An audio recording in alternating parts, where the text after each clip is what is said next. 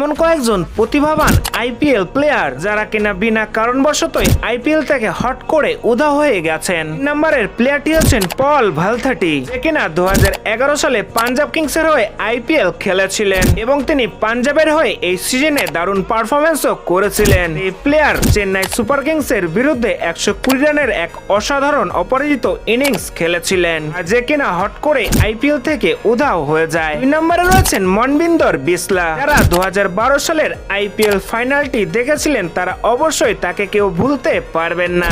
এই ফাইনালটি শুধুমাত্র কেকেআর এই প্লেয়ারের জন্যই জিতেছিল, যে কিনা 48 বলে 89 রানের একটি অসাধারণ ইনিংস খেলে চেন্নাইয়ের হাত থেকে ট্রফি ছিনিয়ে এনেছিল। এই প্লেয়ারটিও কোনো কারণ ছাড়াই হট করে আইপিএল থেকে উধাও হয়ে গেছে। নাম্বার 1 রয়েছেন ইকবাল আব্দুল্লাহ, কিনা 2011 সালে কেকেআর এর নির্ভরযোগ্য একজন স্পিনার ছিলেন। তিনি এই সিজনে আইপিএল এর ইমার্জিং প্লেয়ারও হয়েছিলেন, কিন্তু তিনি এত সুন্দর পারফরমেন্স করা সত্ত্বেও তিনি হট করে আইপিএল থেকে একেবারে হারিয়ে যান। আর কারা কারা এই 3 প্লেয়ারের পারফরমেন্স নিজে চোখে দেখেছিলেন?